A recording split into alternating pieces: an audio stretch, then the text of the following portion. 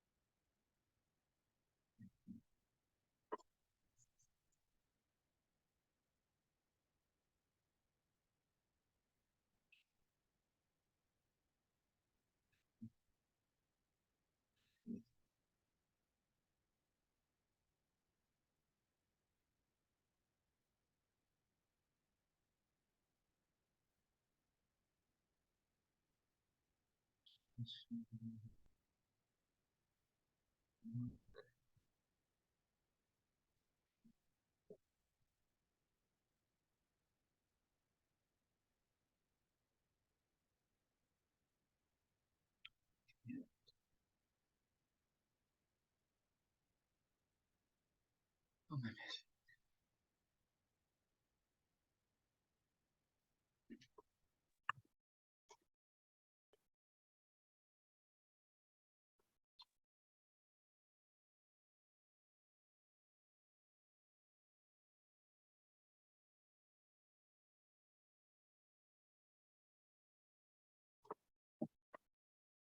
Oh, another one.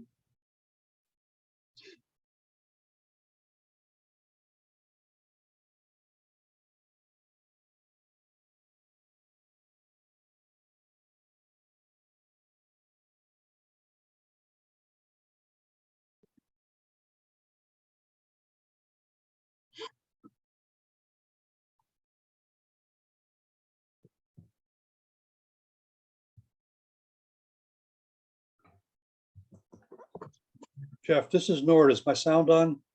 Just fine, Nord.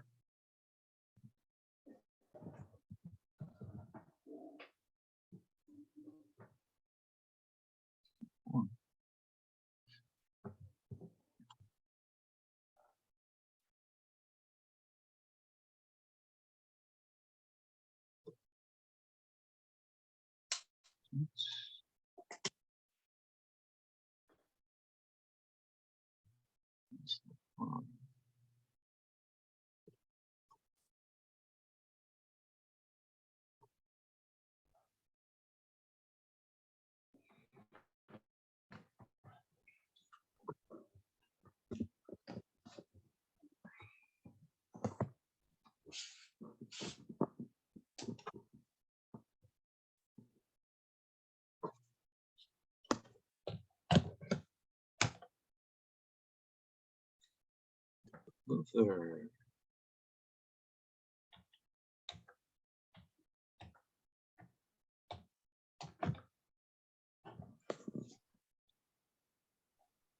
Luther, you're not calling from Europe, are you? No, we got back last Wednesday. So I hear Meg got some nice recognition in the horse community. Yeah, she's the first person in the Americas to be admitted to this organization that's based out of Denmark. Mm-hmm. Congratulations to her. That's great. Yeah, she's pretty exceptional. We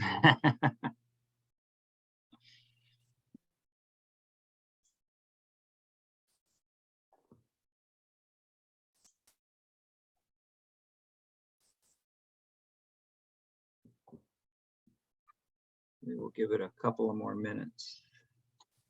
You didn't hear from anyone, did you, Alex? I heard from Jeff Schillinger. That was it. No, I didn't hear from anybody. Okay.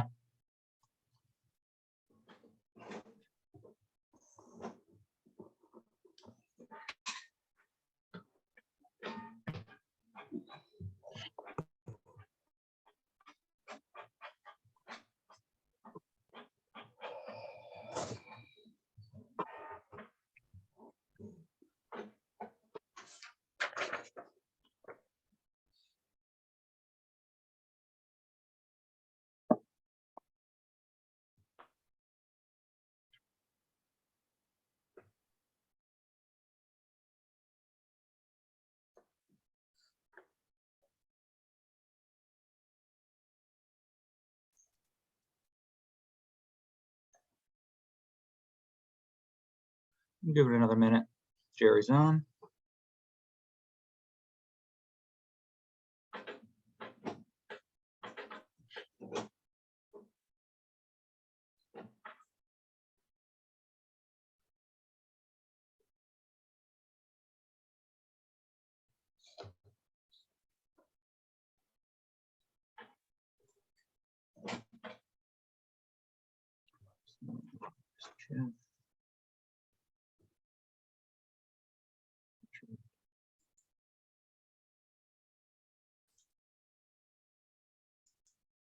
What's missing?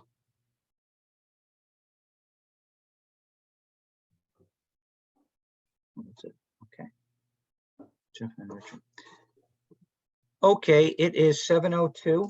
We will get things going. Calling to order the Town of Ashford Planning and Zoning Commission meeting for August 14th, 2023. And again, it's 7:02. First item is calling to order in the seating of alternates. At this point, Luther, I'm going to seat you for Jeff Schillinger.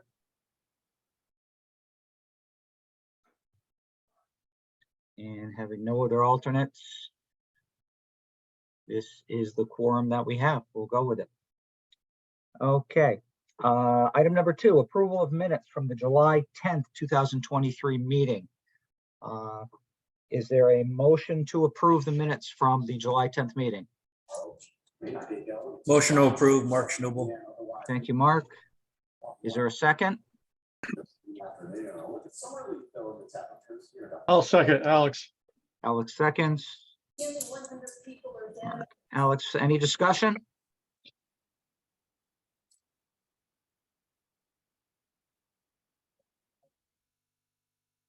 Hearing no discussion. All those in favor of approving the minutes from July 10th, please say aye. Aye. Aye. All those opposed? Abstentions? Luther abstains. Absolutely. Thank you, Luther. So moved. Okay. We're opening the floor for public comments. Do we have anyone who wishes to comment? I see Christina and Margie Roy, so we'll start with Christina Sebo. Please go right ahead.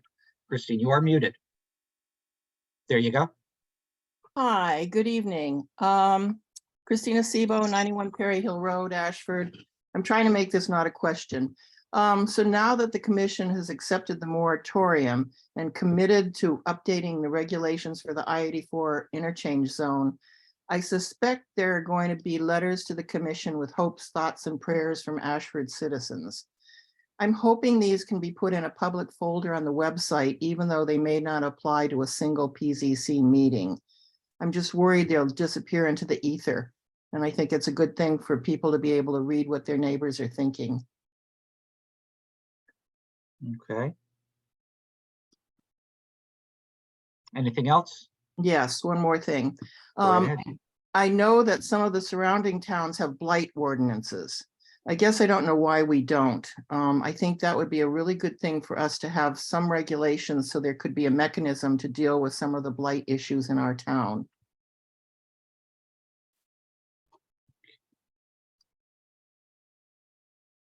I will mention that again, not to respond or anything, but the blight ordinances, in this case, we have no blight regs. It really falls under the selectman's office. Right. And if Mike were here, he might be able to give a little, he's kind of remote facilitating the session. He might be able to give a little bit more input because they are looking at areas in conjunction with the town itself is looking with a number of areas, the selectman's office with the Eastern Highlands as health district, and the CEO for enforcement, as well as town council for actions that can be done and what they can do for those types of areas. So, Right, but other towns do have blight ordinances in their zoning regulations. So, right. yeah. Okay, that's it. Thank you. Thank you. Thank you. And Margie Roy, you have the floor. Thank you. I'm Margie Roy, and I live at 221 Old Town Road in Ashford. I would like to inquire about the communications of the Planning and Zoning Commission, specifically the communications with townspeople. But first, let me share a little history.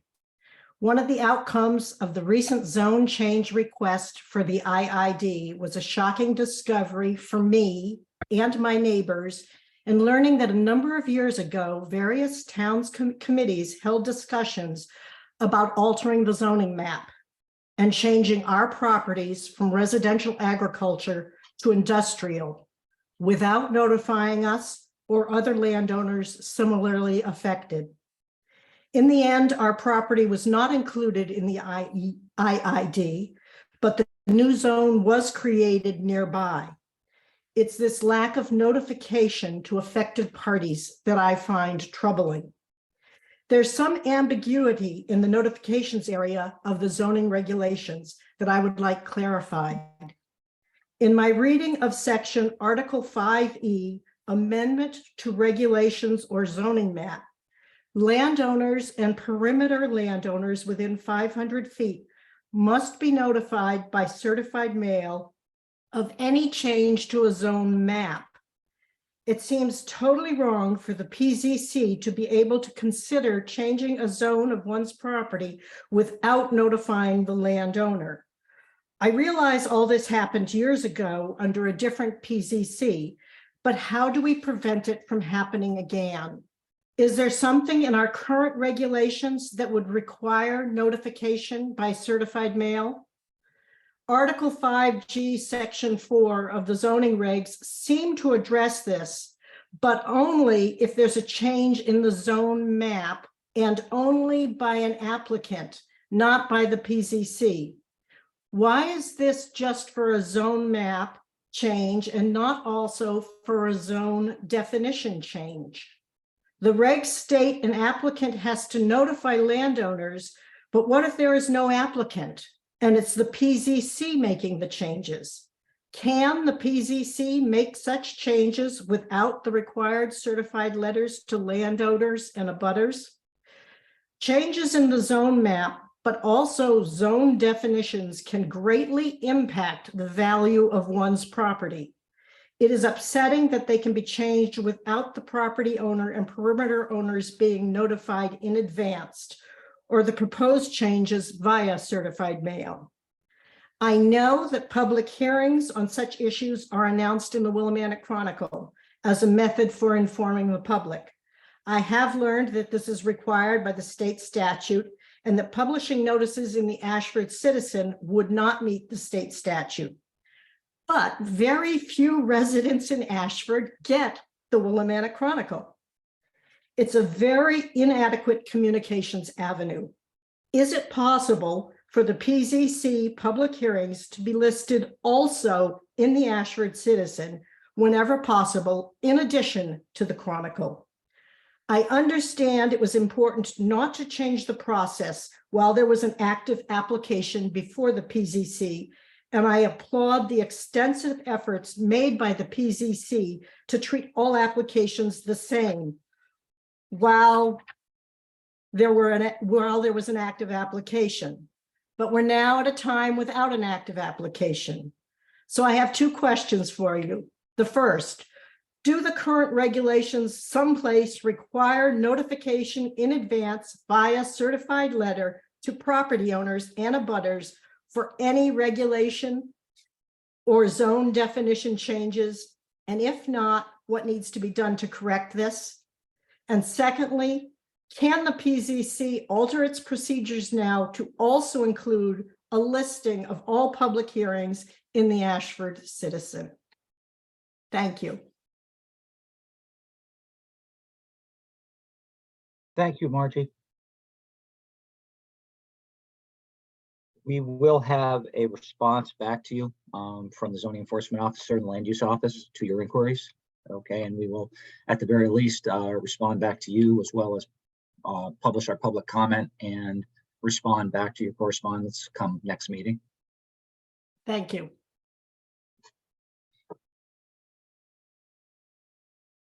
Okay, very good.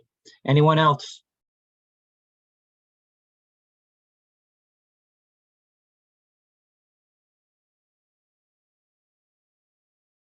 Seeing no other hands or anyone trying to wave me down at this point, we will move on from the public comment section. Thank you, folks, for your comments. We appreciate that. Bills received. The only one I have here from Michael was a $437.20, which is paid 8/8, a previous billing from the an invoice for legal notices from previous meetings, and approved for payment 8/8. Okay. Alex, did you have any other bills? No, that's the only bill we have. Margie, if not that it's distracting, could you take your hand down for me in case someone else is trying to wave down my attention? Thank you very much. Okay, moving on to correspondence. We have 2 emails from Mr. Brian Griffiths, and I'll share those with the group. They are available online also as part of the documents.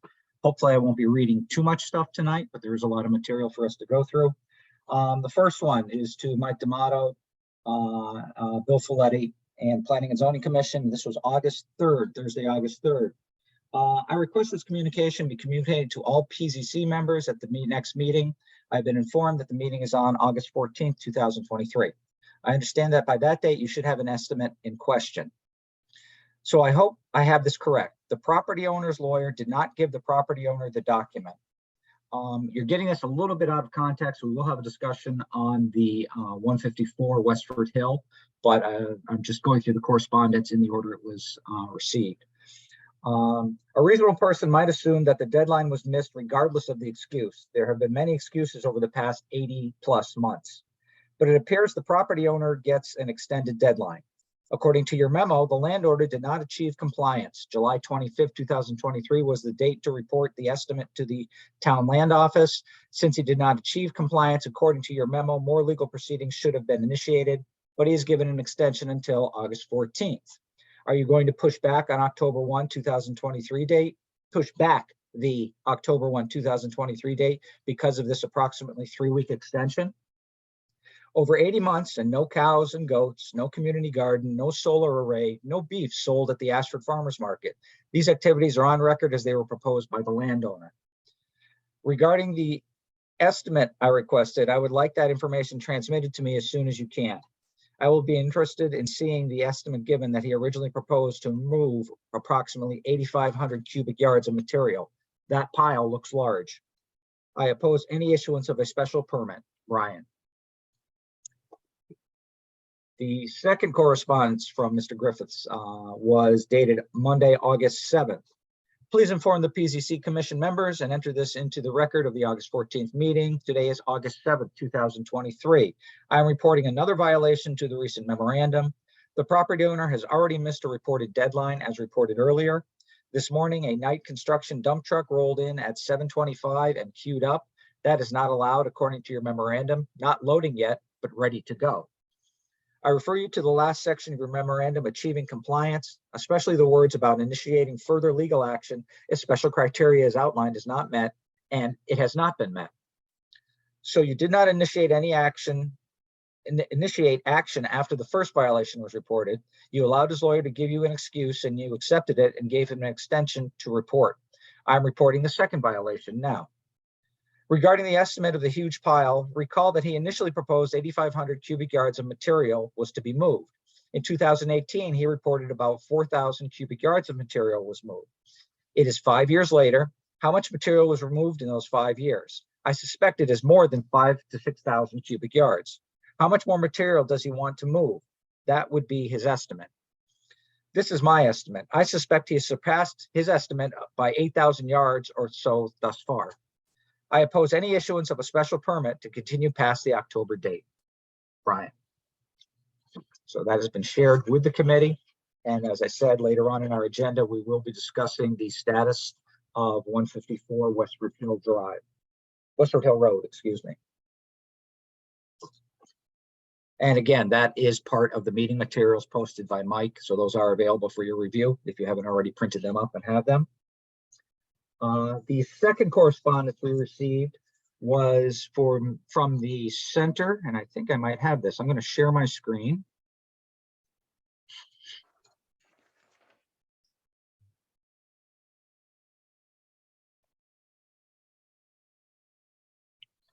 And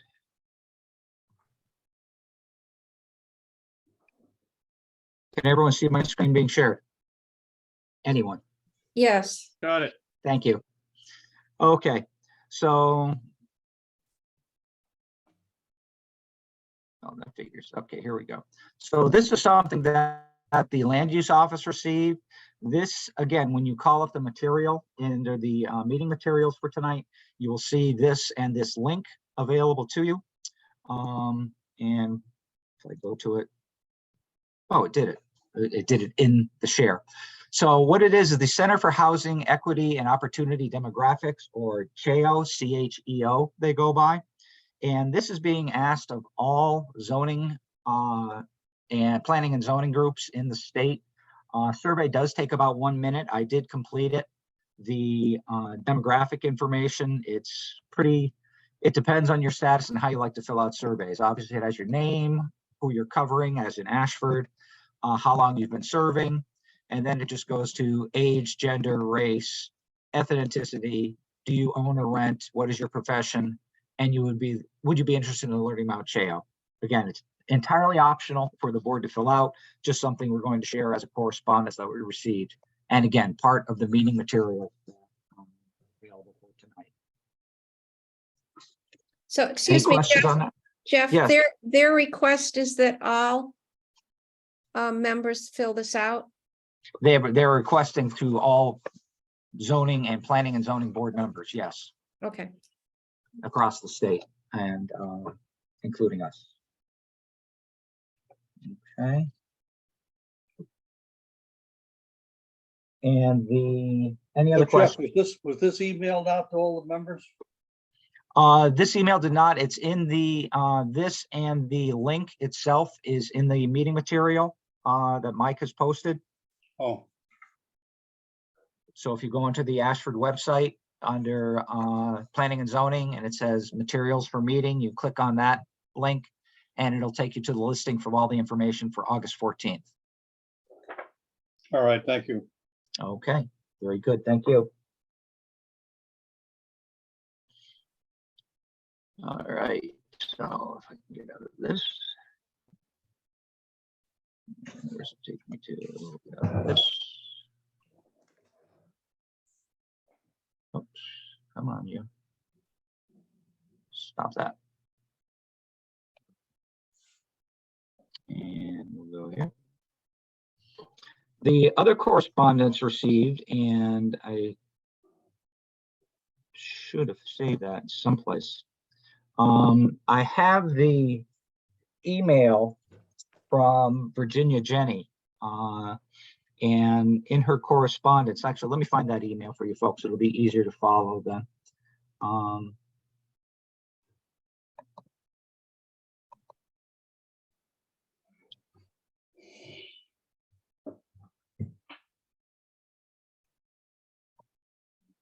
The last one, Jeff. Pardon me? It's the last one on the correspondence. Yes. You find it? Actually, I'm looking for her email as opposed to the Oh, okay. presentation. And this is going there. This is going the wrong way on me. Here we go. Excuse me a second. Here we go. Now we got it.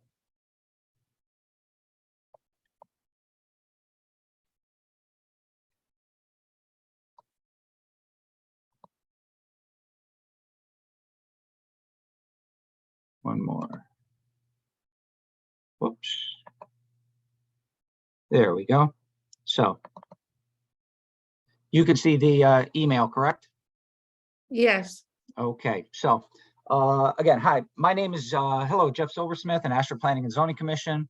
My name is Ginger Jenny. I'm a resident of Ashford, Cushman Road for the past 9 years and reside with my husband, Doug Jenny. Oh, he sounds familiar. And I've got to move her out from behind there. And my 5-year-old son. Both my husband and I are active in the town. I've previously been involved with Our Town, Our Future, the Ashford Arts Council, the Ashford Farmers Market, and my husband currently serves on the Agricultural Commission and Planning and Zoning Commission, full disclosure. I'm reaching out to you with an idea for the Cattle Rock property to help conserve our town's green spaces for public use, build tourism, and economic opportunity for our town. In collaboration with QC NEMBA, which is the Quiet Corner New England Mountain Bike Association, we would like to propose building a multi-use trail system. Nord, calm yourself down. Okay. Whoops, shoot. Jumped away from me here. Attached, please find a PDF of a presentation that goes over the introductory details. We feel that this trail project would be an excellent opportunity for Ashford, considering that similar trail systems have a proven track record of building town's appeal for healthier residents, public green space, and economic development. My family and I are avid mountain bikers. We have traveled the country to ride on trail systems that have become tourism destinations. Having such a trail system in our backyard would be something all Ashford residents would benefit from. Please note, I have recently introduced this idea with the first selectmen and other town commissions. I am hoping to get as many townspeople on board as possible. I have also CC'd the QC NEMBA president, Jeff Doyle, who I am working with on this idea. Thank you for your consideration. So I can just go to it here, which will work out. So here is the presentation itself. Multi-use trail network. And again, QC NIMBA, the Quiet Corner New England Mountain Bike Association. Some of their goals are listed there. Again, the presentation is available to everyone to review at their leisure. Showing the Cato Rock property at Route 44 and Carosi Roads. About QC NIMBA, a non-for-profit group with over 10,000 members. Maintains existing trails in 5 state parks, completed a new trail network in the town of Pomfret, design, construction, maintenance, and community relations, and volunteers average over 3,000 hours per year to building and maintaining multi-use trails at no cost to communities that they serve. The Pomfret Forest case study, the town actually asked QC NIMBA to build trails in March of 2021. In May, they started and 9 miles of trails were built by volunteers in 4 months. Additional mileage is added over the next 6 months. They have a total of 13.5 miles of trails on 240 acres. In 2 years of operation, Trail Forks, which is a smartphone app, I guess, for finding the mountain bike trails, has logged 671 separate users and over 2,300 recorded rides from bicyclists from 14 states. This number obviously does not include those people that do not use the app, so likely the number is higher than that. A majority of riders are between 40 and 60 years old with an average income of $121,000. I don't know what their source is for that demographic, but they must have done some survey. Whoops, sorry, wrong there. There we go. The only con, well, the con that they share is that town of Pomfret has is that there aren't enough places in town for visitors to spend money. No restaurants or coffee house or anything like that. But the pro is that the zoning proposals are being made to draw more businesses to build onto the tourism the trails are bringing to the town. The project cost to the town of Pomfret so far has been $0. What's involved? The survey phase, a walkthrough with town manager or land use office, GIS mapping and walk boundaries, exploring interior map and any wetland areas, walk proposed trail routes, and flag proposed trail routes. That's the survey phase. The building phase, begin clearing initial sections for parking area and staging of trail work, clean, rough-in trails and revise if necessary, repeat process for additional trails, build wooden or rock bridges over any streams or crossings, installing culverts if necessary. Oops, sorry, did it again. Repeat until trail work is complete with approval of all phases from town. Potential costs of the town, it's optional, but it's helpful to make it attractive to the trail users, is a parking lot construction. Doesn't have to be paved, and it can be just simply a cleared field with actually low grass and bushing and stuff for people to drive into. Wooden bridges, and again, each of these items, they tend to share that there's a number of items that can be donated by QC NIMBA or solicited through grants, local businesses or the town. And of course, kiosks, signages, and bicycle repair stands, things that make the trail more attractive to the riders. And repair stands are optional. They do have a cost to them likely, but it's all depends on what you want to invest.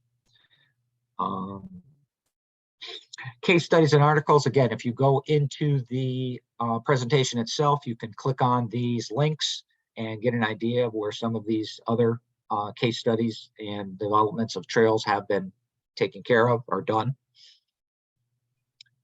And that's the presentation. My response back to Ginger Jenny simply was, I thanked her profusely for her input. I would share it with the Planning and Zoning Commission. The current status and its future is in the hands of the selectmen at this point. Still waiting for some of the final discussion and some of the final plans and activities going on there to finish with the vetting and the cleanup of the area. But again, it is in the selectmen's office. Obviously, if it comes to a time where zoning needs to get involved, it will be getting involved in how we zone that area, what's the allowable effects of zoning and what we need to do. But again, I thanked her profusely. I think it's a very interesting idea. It looks like it's got legs. But again, it's something to consider for the future. And if we do have a session with Cato Rock, or the town has a session regarding the use and multi-use function of Cato Rock, this is a potential idea that's been offered up from a member of the community. And I think that's great that they are that engaged, and it's encouraging to see them do that. Any questions on this presentation or the information?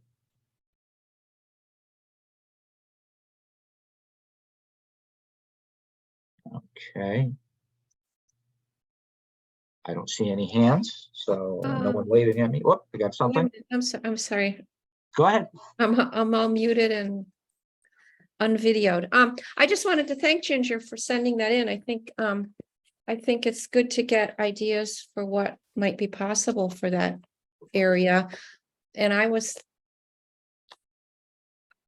thinking, you know, there can be multiple uses. There could be a zone along the road that would be more commercial or retail, and the more the nature walks and so forth in the back of the property. Mm-hmm. And there is, I can't remember how much the acreage is. I mean, the one they showed for Pomfret was 240 acres being used. I think we have more than that as our section of the Cato Rock. But it doesn't mean the whole thing needs to be used that way. But Right. anyone else?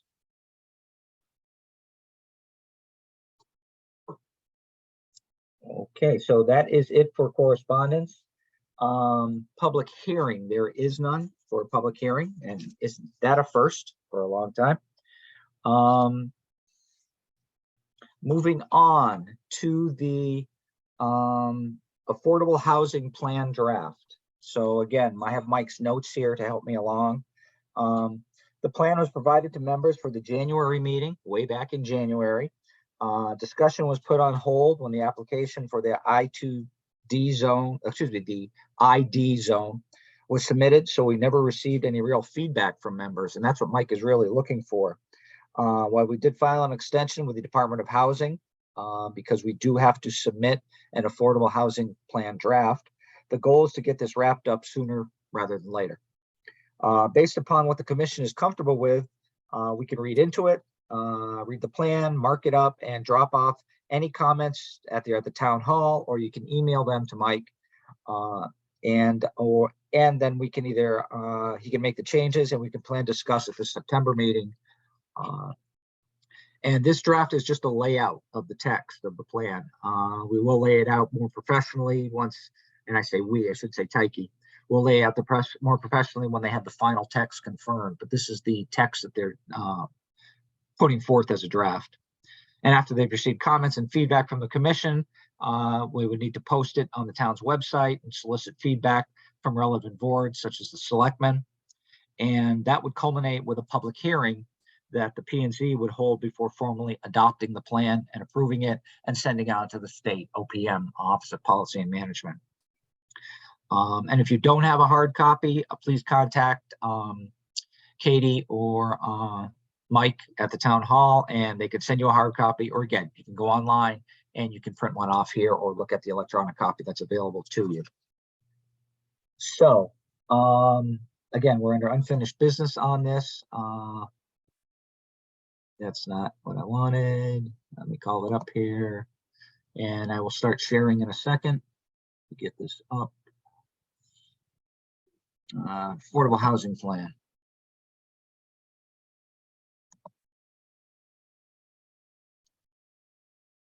Okay, and let's see about sharing.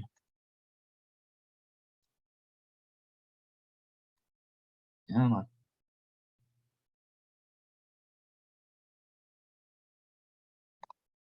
Okay, so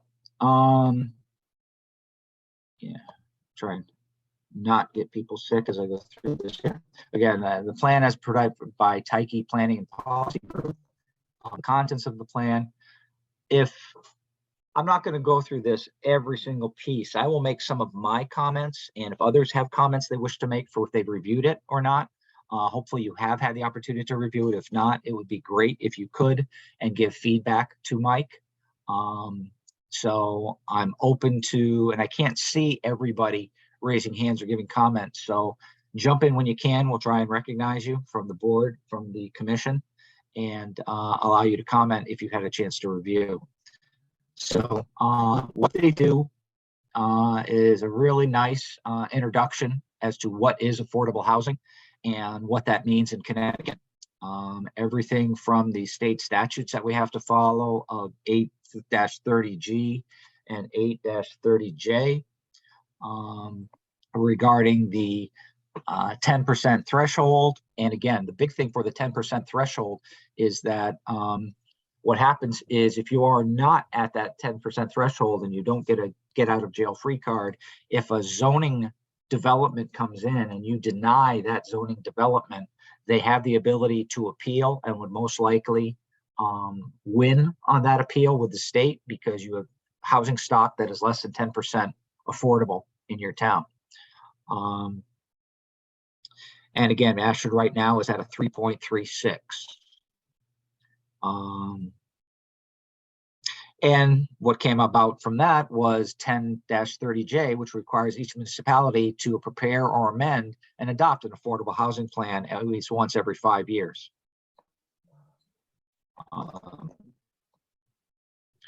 Moving on, a lot of census information, a lot of good, also the survey results are gone over in this too. If you remember over the summer, we did a survey, and I know Janet and a number of others were very active in getting survey responses. 183 divided by, let's say, 2,000 homes. It is about a 9, a little less than 9%. Actually, it's less than 9%. Let me do that. Or it is 9%. 183 divided by 1995. Yeah, 9.2% response rate. Better than direct mail, but it would have been good to have other respondents, especially through the citizen and such, which it was put in also and accessible online. Some of the state legislation that governs affordable housing. Again, as I mentioned, the 10% affordable housing in the appeals process, an affordable housing plan, implement inclusionary zoning, which means we can change our regs to include such zoning that helps in the establishment of affordable housing, and enact mandating municipalities to allow for accessory apartments on any lot containing a single family home. So this is again some of the legislation that the zoning boards, planning zoning boards face. Then it gets into some of the demographics of the 4,200 residents, how many structures there are. It's mostly, again, a vast majority are one unit detached single family homes. The number of permits issued, I think this year structure built is very interesting too. There was a boom in 60 to 69, obviously, with 400 homes, and 2000 to 2009, there was a boom. 2010 and to 13 and 2014 to the current, pretty much a bust. I think there was only 5 permits issued for new home construction in Ashford. The type of affordable housing, again, as you can see, what is available is simply, it's a pretty much even split. The government assisted, which is really our senior center and the 32 units available there. And then those mortgages, the single family USDA, CHFA mortgages are the other 50% on the current housing stock. Cost burden, you get into percentages, pretty much the same for owners and renters at this point. And again, cost burden for 30% or more of your income goes to paying for your housing. And housing does include everything like electric, gas, cable, those things that make a house a home, so to speak. So some numbers we look at. The expected cost of rental of different types of apartments in the area, the market that we're in, the demographics in our infrastructure, our breakdown of our general population by race. What you see is the population itself. Jeff? I'm sorry, Janet. Yeah, Yes, I'm go sorry, ahead. I was on mute and I was trying to talk to you. Okay.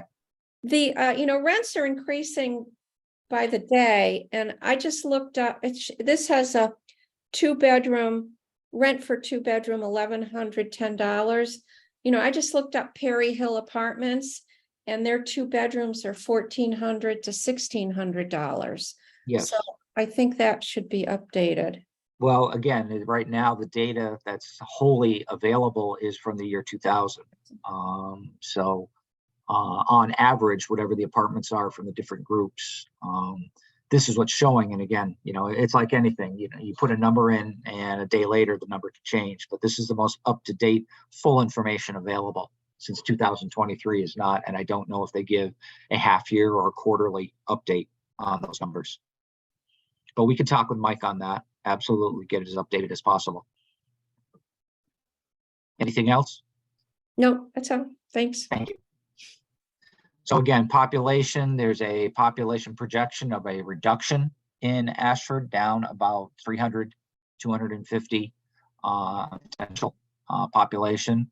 Looking at the age of our population, again, the largest demographic is the 35 to 60, and that group obviously will age into the 65 and older in 5 to 10 years, the upper end of that. And right now that puts us at 56% of our populace is greater than 35 to 65 or older. So again, an aging of our current populace. I have no idea what cohort is. I need to read that some more. Then it talks about the survey and people's response. How important do you feel affordable housing is to Ashford's long-term viability?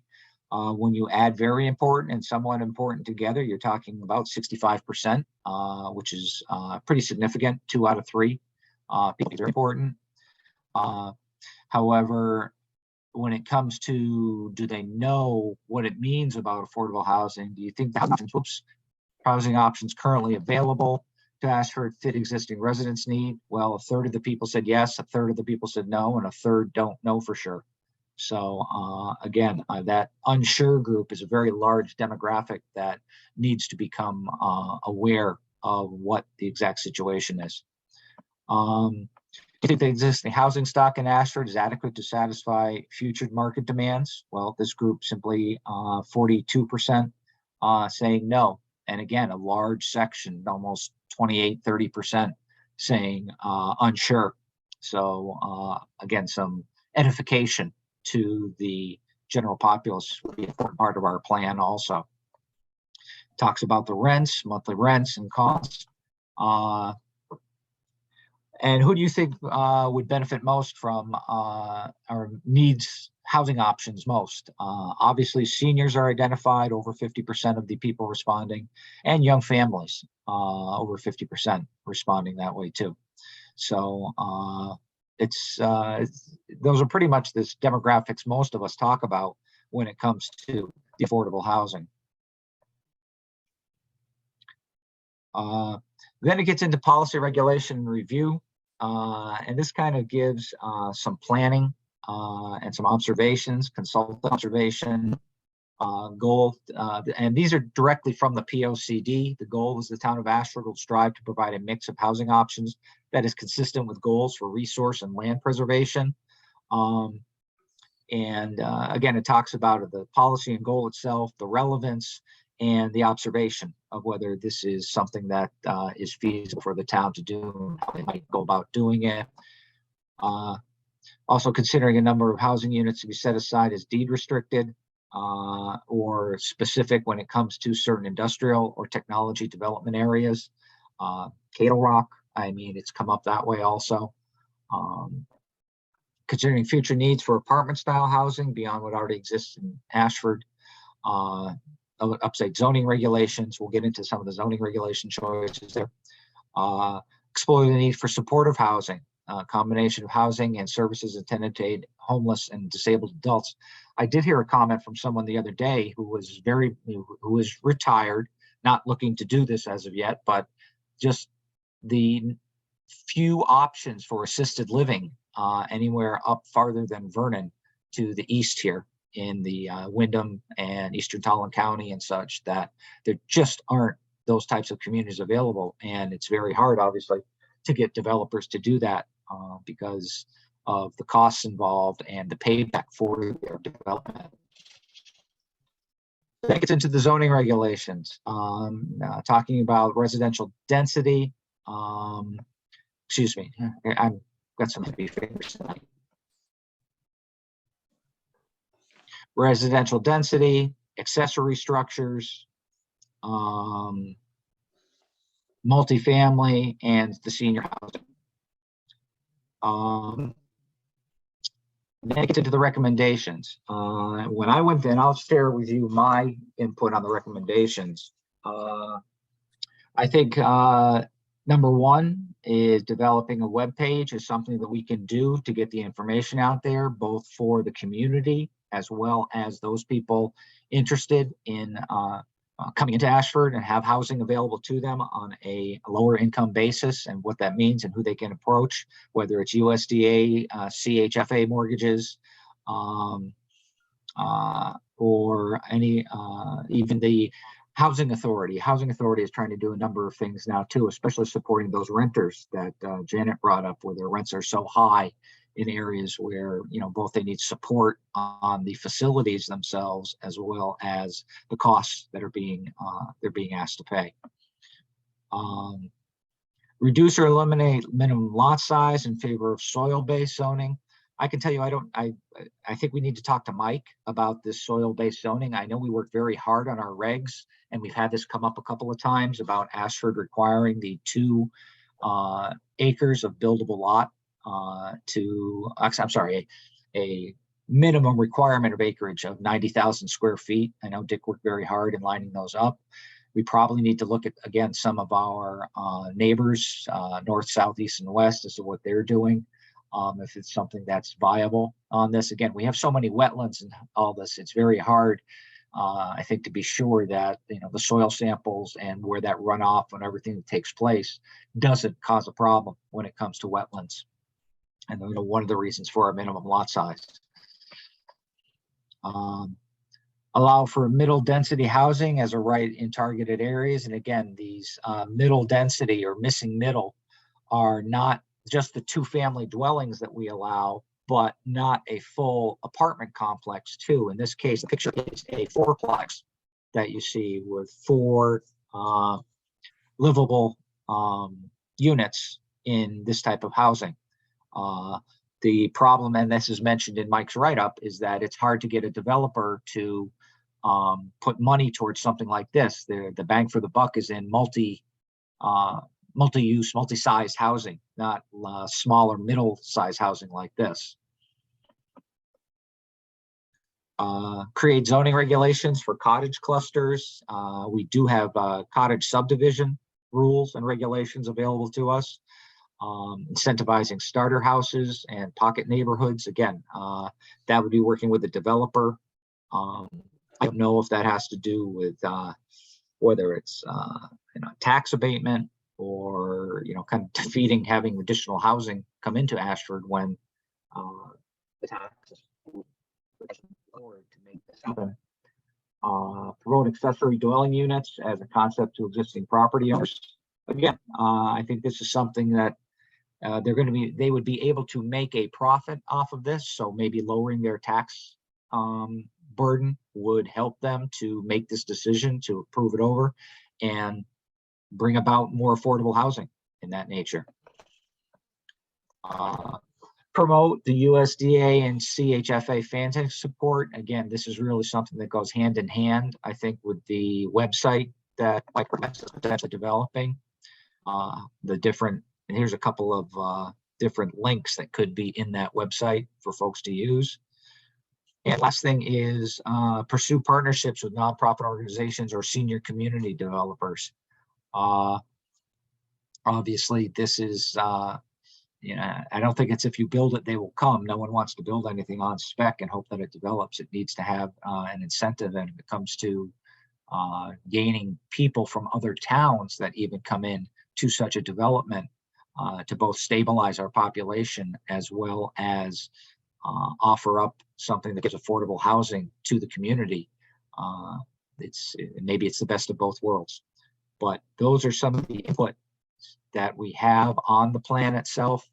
I'm going to stop sharing and shut up for a second and see if there's any comments from anyone regarding this. Luther. Thanks, Jeff.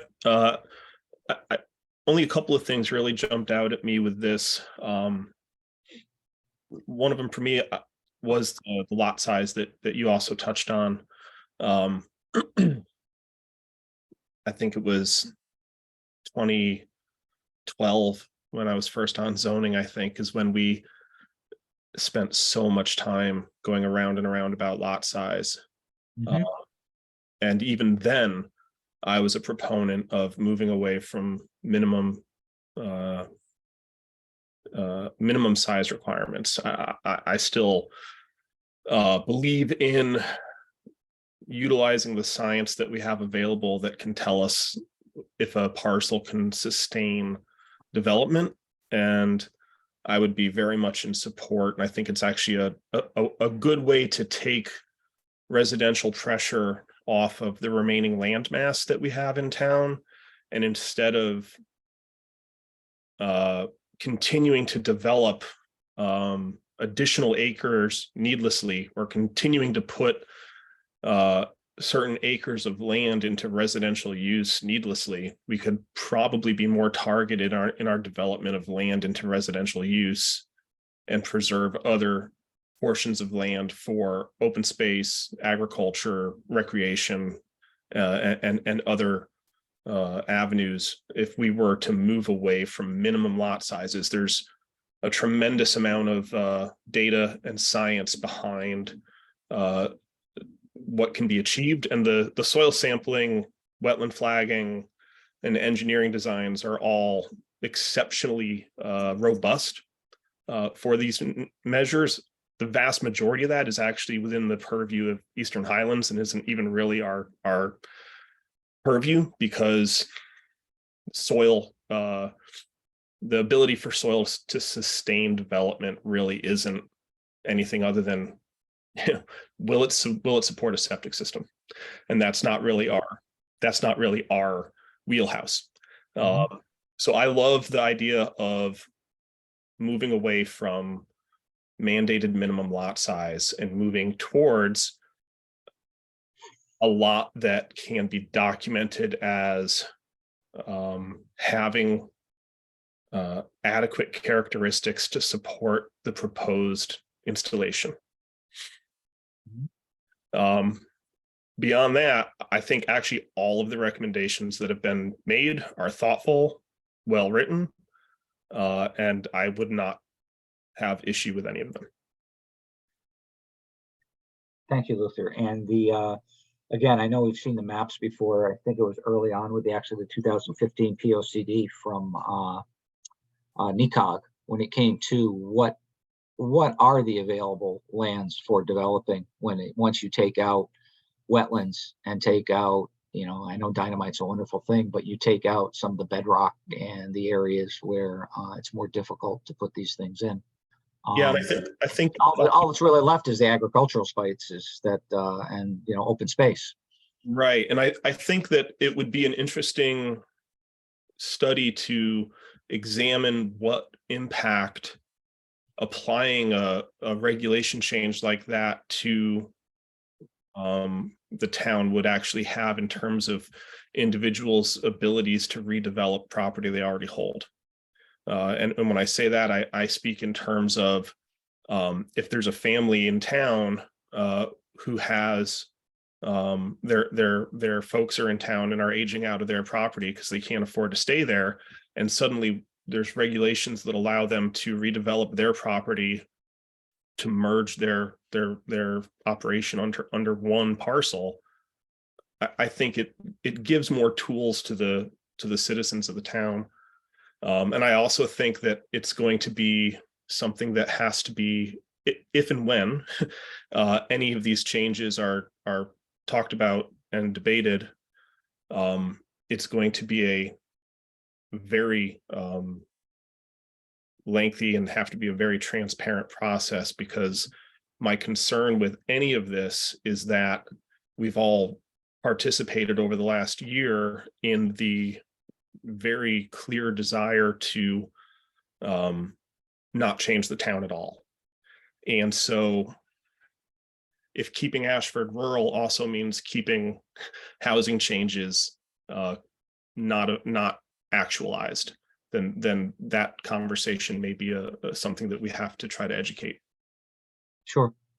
It also includes our schools also being at, and I've used this example before. I used to be president of Little League, and we had 588 kids that we looked to sign up for Little League back then. I know right now that was just the populace of the school. I think the school now is like 388. So that's a significant drop. That's 40% drop. And, you know, much more drop, and it's hard to support it as well as keep it from being regionalized somewhere else. And that's something that would obviously hurt property values for being more local and having a robust school system. But thank you for the input, Luther. Anyone else? I'll just say, I pretty much agree with Luther. I think the recommendations are very well written, and I think it's a good idea. Towns that have changed their zoning and allowed more affordable housing have thrived, and we do need more students in school, and we do need more young families who can afford to live here. Thank you, Janet. Mm-hmm. Anyone else?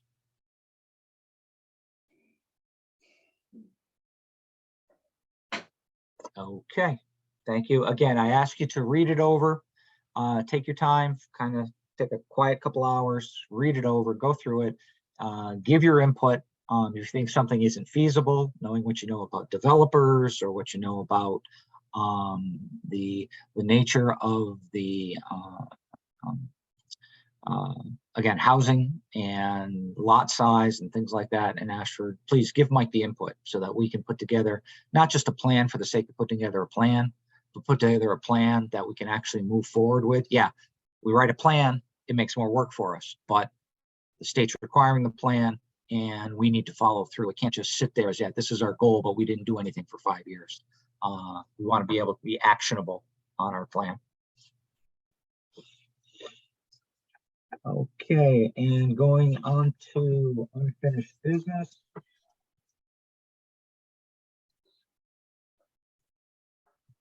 Now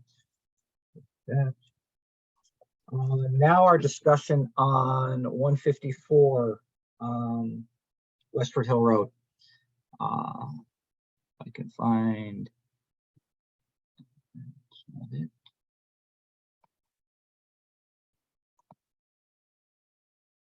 And here we go. So I can either read the inspection report, it's up here for you to see. Am I still sharing? No, I'm not. Hang on, I'm going to share this. telling me I'm not sharing.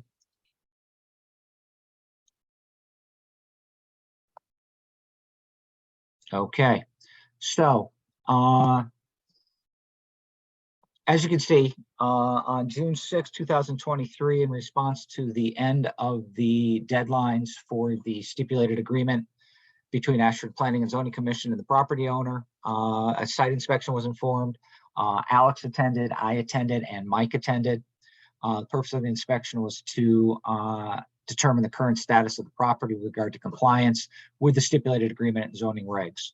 If you look at the pictures from previous pictures, if you remember, a lot has taken place. Most of the remediation, the leveling of the property took place. There were a few esoteric little things to take care of that the homeowner was able to do with his own equipment, which was allowable for him to work with.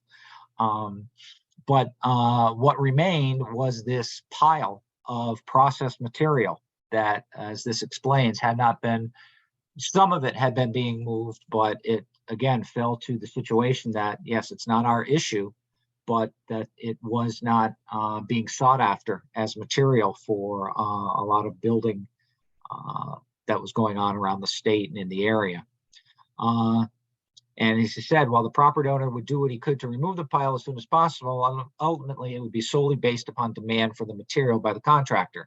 Well, Mike and Alex and I spoke about that. And again, it doesn't fall to, that's not our issue.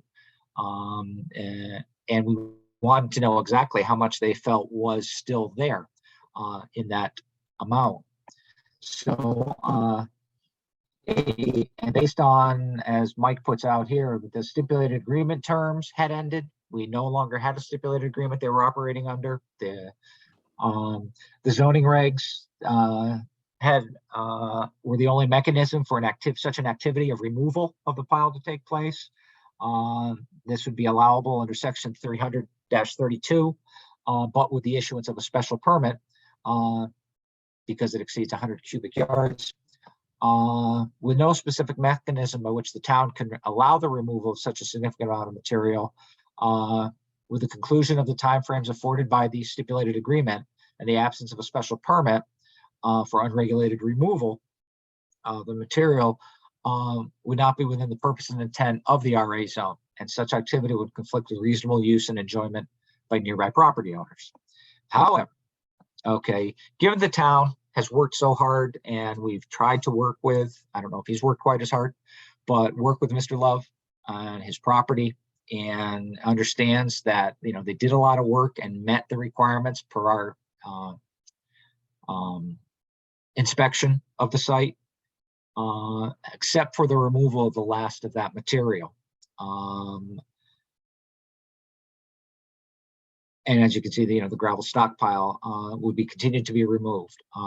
Mike, under his authority and with the course of legal counsel, requested an estimate of the material by July 25th. And as you heard from Mr. Griffith's email, that did not take place. However, it had to do with communication between the lawyer and his client.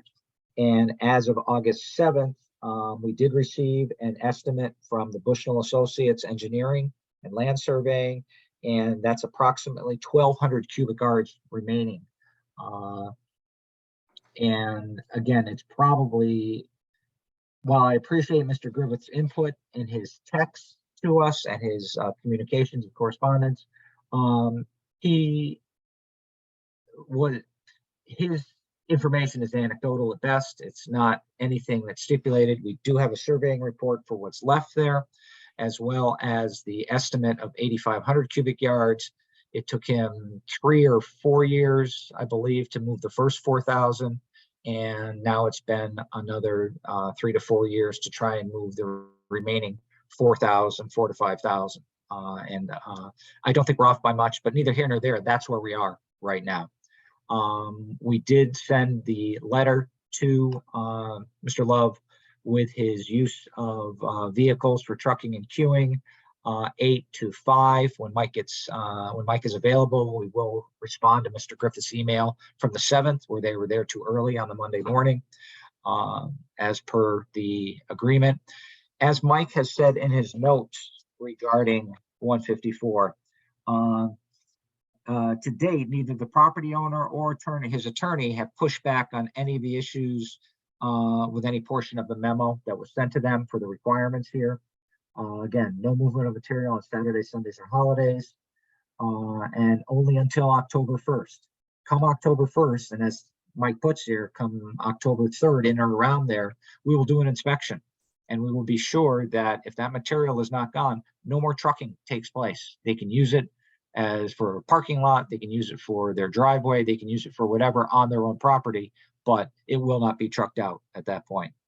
Unless, of course, they do come to the planning and zoning requesting a special permit to remove that remaining amount of material over 100 cubic yards. So again, and Mike kind of touches upon it here at the end, willingness to be flexible, provide meaningful progress is made. And we're working with council to initiate any further action on behalf of the town should actions associated with the subject of the litigation, the stipulated agreement, or removal of material be verified to conflict with the items specified above. So again, we will follow through on the trucking and the timeframes and be sure that those are taken care of. And we will follow through that in approximately 6 weeks, this will come to an end for the movement of the material as it's provided. That's the update. I'm looking for any input from the commission on this.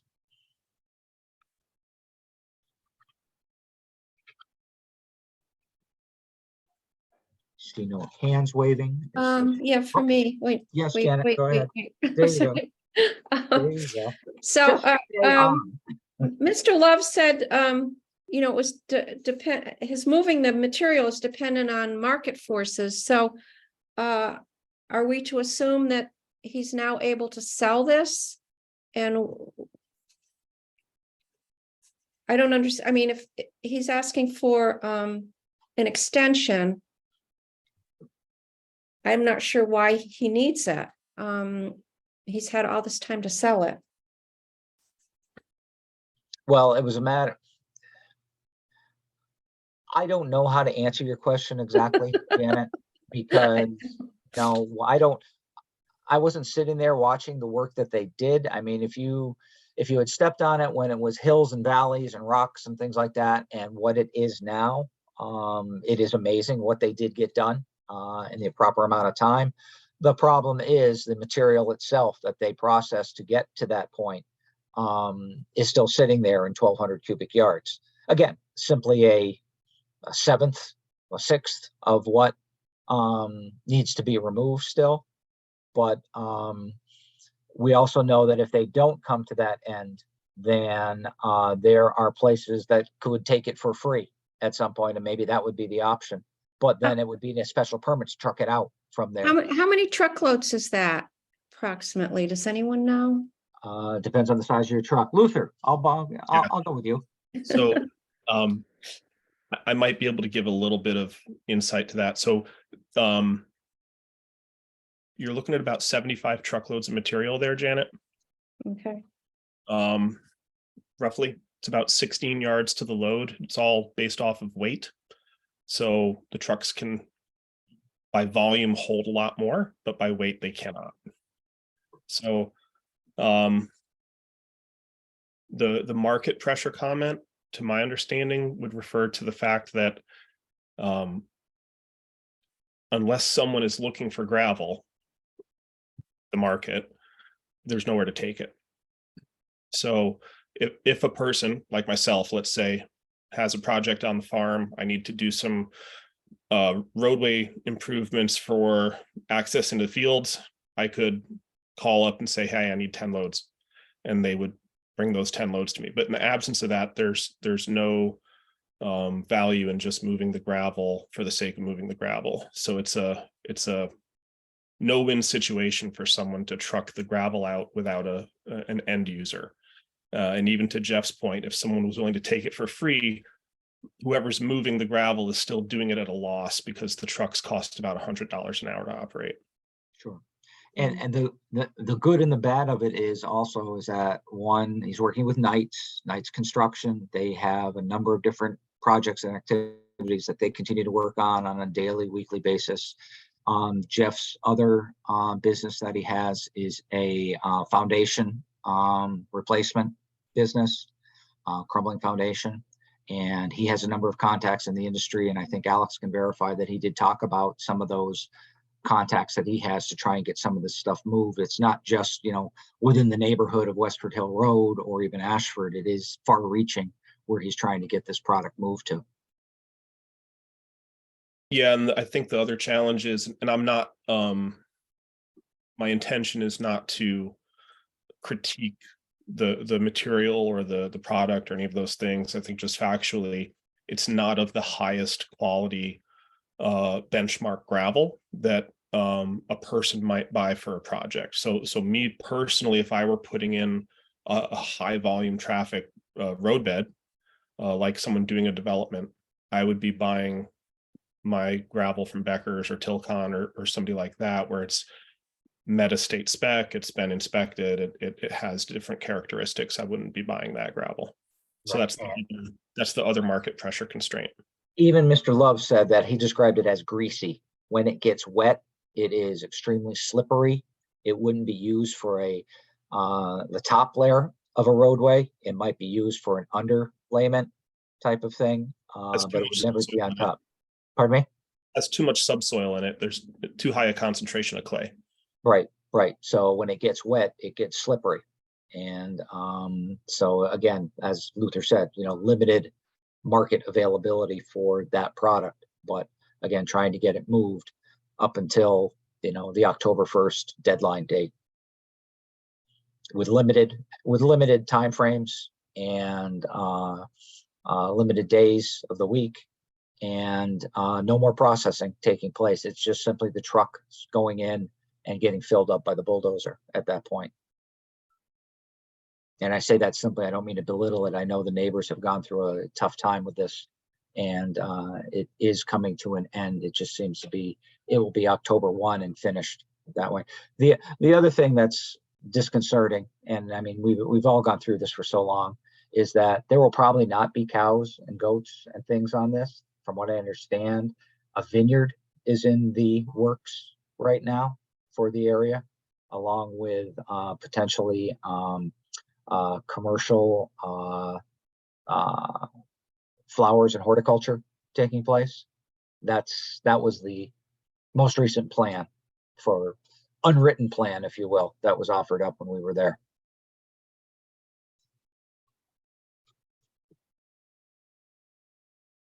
So, any other input?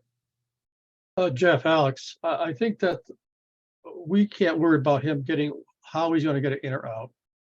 The problem is there dates that we set up for him, and we have to stick to our guns on the dates. Oh, absolutely. And that's what our major job is gonna have to be. I think that, you know, it's his problem to worry about how to get that gravel removed and sold. After that, when it comes October, he knows he has to be over.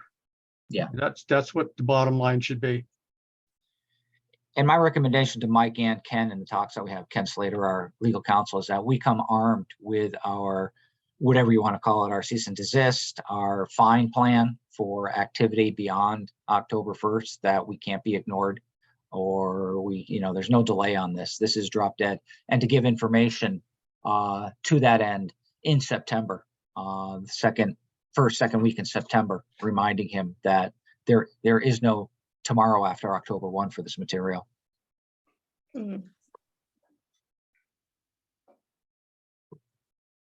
Thank you, Alex. Anything else?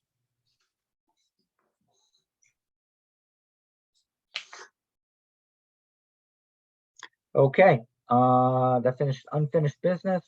Moving on to new business, which is just simply an application.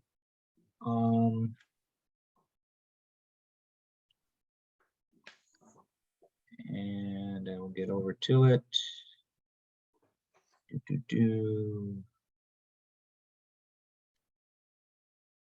Yes, this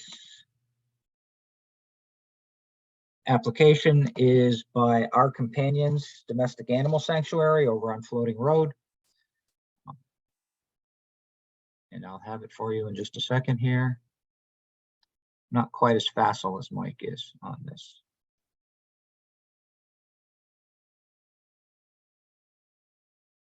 Okay, so in a nutshell, we're just receiving this in. We're not acting on it, but just to let you know, their request is going to be for a special permit to allow for a veterinarian to partner with a veterinarian where he will basically barter his services of animal care for the animals housed at the sanctuary. And instead of paying for his services, he's going to be leasing a portion of the newly constructed cottages and to use as a veterinary practice. Now, while he is there, he also will have time and availability to take on treatment of animals outside of our companions and sanctuary. His professional services to the community, so people would be able to use him as a vet there also. I worked very, very hard, and I could not find where this canine cottage or the Twilight House, as they said, on these site maps that they offered. It just didn't seem to be there. They did provide both the write-up here and of the agreement that they would have, the partnership they would have, and look at the building itself. They also did provide a site plan, but in the site plan, for the life of me, I couldn't find the canine cottage or the Twilight House, as they call it. I don't know if Alex, you had the opportunity to find it. Now you're muted. You were unmuted before. Oh, I'm sorry. I That's okay. don't know exactly where it is. Yeah, I've looked for it. So if someone finds it, please, send me an email. Let me know what part of the map to look at. But I spent 10 minutes trying to find it on the single site map. So again, looking for a motion to receive the application from our companions. This is Janet, so moved. Is there a second? I'll second. Alex seconds. All those in favor? Aye. Aye. All those opposed? So moved. Abstentions, excuse me, if you have an abstention. So moved.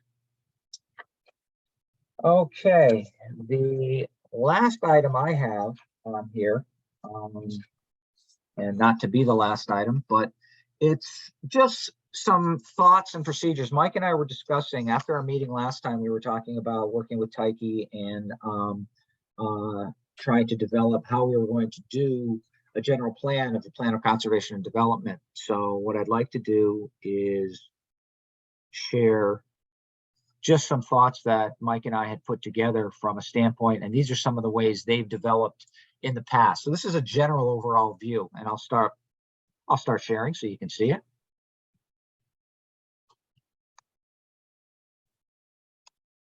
Okay, so for the 2025 Plan of Conservation and Development General Revision Planning, again, the updated or revised POCD is due, not if due, is due no later than July 1st, 2025 to the state.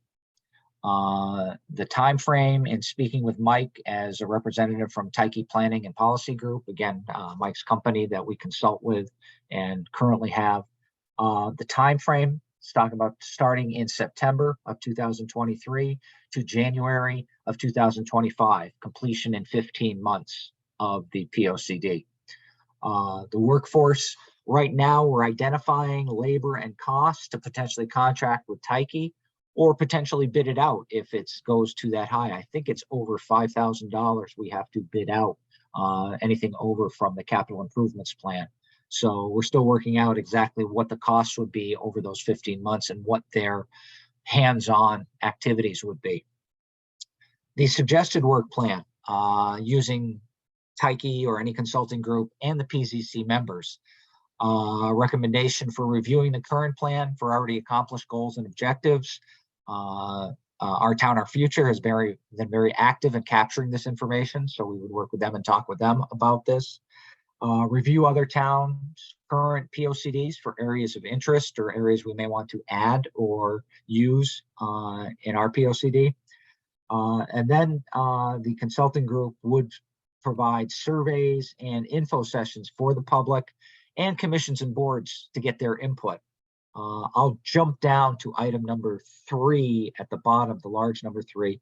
Reach out from the public has been encouraging. I've had a number of emails from folks that are wanting to get involved with the POCD, which is very different from in past years. I mean, we did have a number of single-minded volunteers that came together and helped out greatly, but this seems to be more far-reaching, and I appreciate their input.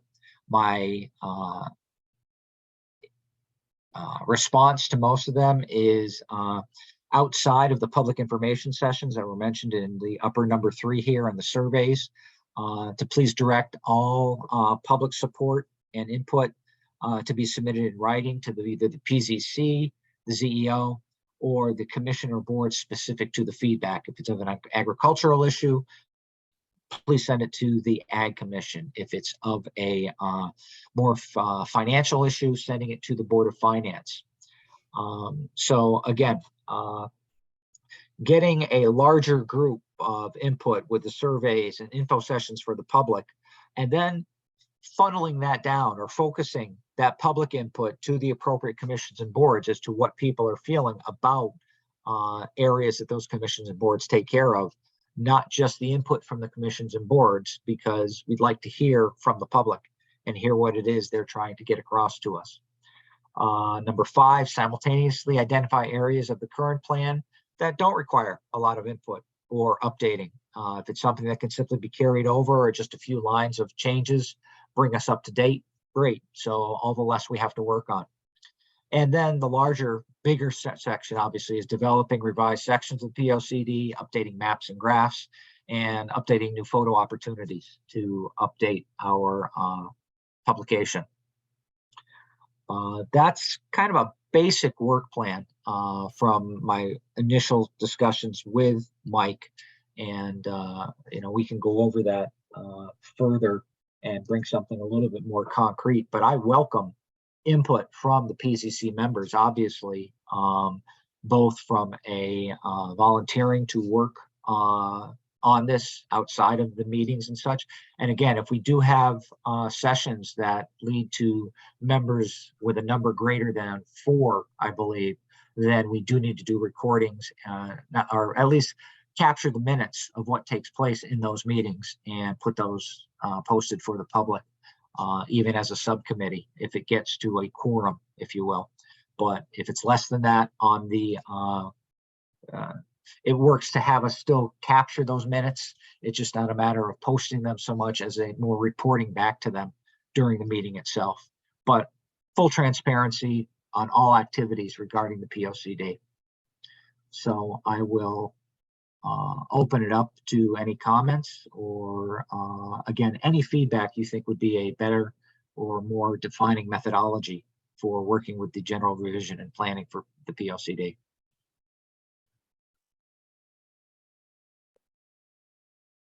And I can't see everybody because I'm sharing still. So if you are raising your hand or waving, please just talk.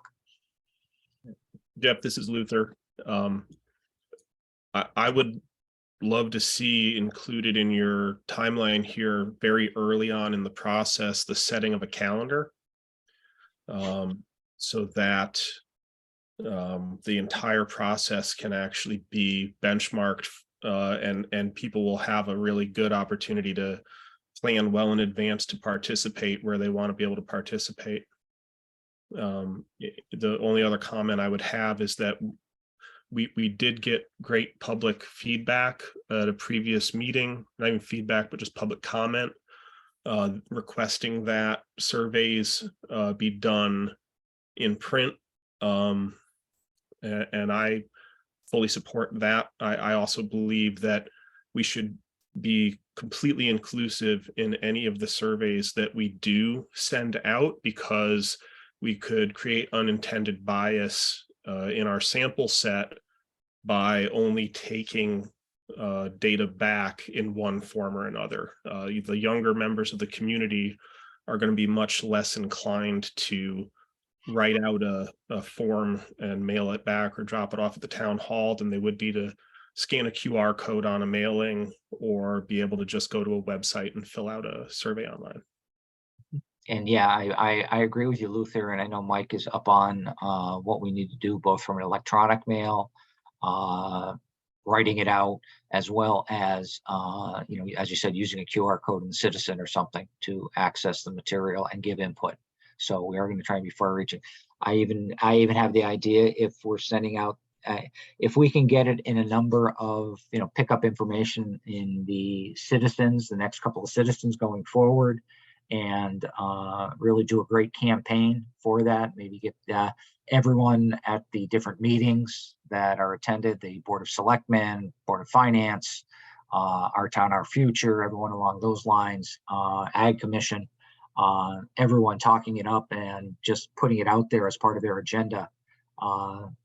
Even if it's just a reminder, even if you don't have a full discussion on it, just a reminder for people to respond and have the each of those minutes have access, whether it's the link or where they can send their information to.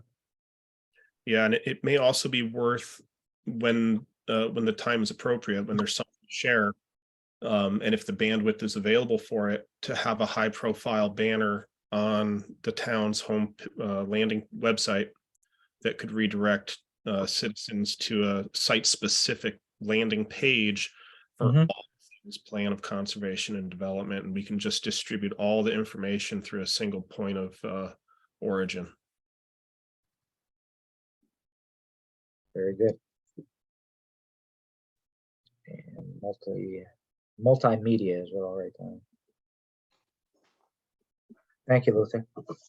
Anyone else? Yeah, Jeff, it's Janet. Hi, Janet. Hi, I would recommend reaching out to all the boards and commissions as soon as possible to ask them to start updating their objectives. I know I've done it with a couple groups and it takes quite a bit of time.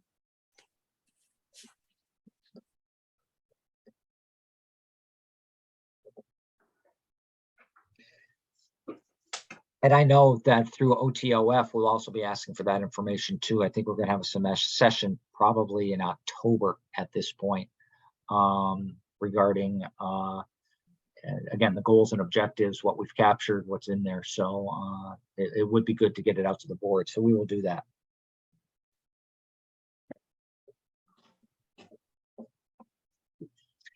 Any other input? Again, I can't see you, so just speak up.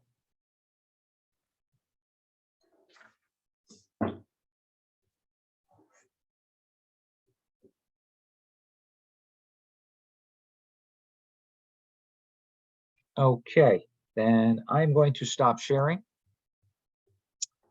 And I'm going to go to thank you for your input, everyone on the POCD. Again, the input that's coming in from the community is really appreciated, and we will not be operating obviously in a vacuum. We're going to be reaching out to as many people as we can, and I think Luther has addressed that, both Luther and Janet, in trying to get that out. So zoning officer report.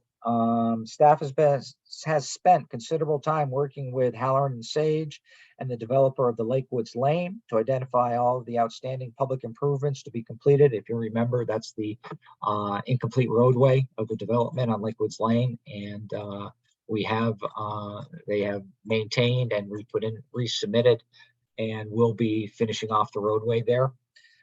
They've met with future property owners hoping to purchase lots as well. So there'll be more purchase of lots and their activity there. They now have a finalized scope of work and draft bond agreement prepared, and hope to have things finalized by the end of this month. So again, that's dealing with the Lakewoods Lane. And also beginning the process to provide the recent regulation updates to general code for codification into the e-code portal online. So any changes that are going on to the land use, wetlands, building are going to be entered into the codification so that it's fully updated and online and available. And that was Mike's update to the end. Seeing as that brings us to number 10, adjourn. Is there a motion to adjourn? It's Jerry, Janet. I'll move. Janet moves to adjourn. Is there a second? Mark Schnubel. Second. Mark seconds. All those in favor of adjournment? Aye. Aye. Opposed? You'd be here alone, but opposed? Abstentions? Thank you all very, very much. It's a good session tonight. I appreciate it. There's a lot of information. Please, please, please go back into the meeting materials, read through it. Your input is very, very important, especially in these early stages with both the POCD and the affordable housing. Thank you again. Good night. Thank you, Aye. Jeff. Good night. Good night.